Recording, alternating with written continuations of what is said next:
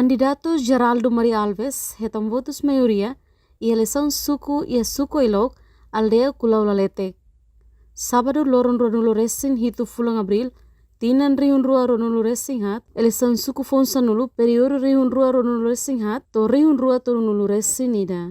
Hafoin li husi proseso contagem nebe hu husi tuku hat loraik to tuku sanulu karang husi suku ilok Geraldo Maria Alves hetam votos maioria atus tolu limanulu resin tolu compara o candidato neng hat selu.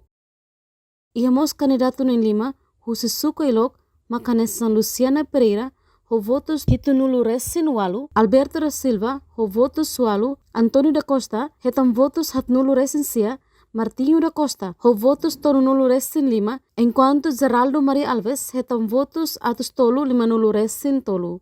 No ia eleição suku, ia suku ilok ne, equipa apoio técnico está detecta, ia voto nulo hamutuk sa nulo resensia, no voto branco rua.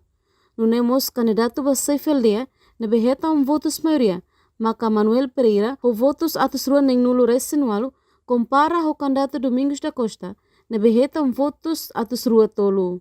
Enquanto candidato Delegado Augusto Ximenes, mak hetam votos maioria, atus rua lima, compara honen tolu selo, composto si Angelina da Costa, hetam votos atus ida hat nulo resin hat, Selina Henrique, ho votos atus ida tonu nulo resin rua, no José Purificação, ho votos atus ida neng nulo resin walu.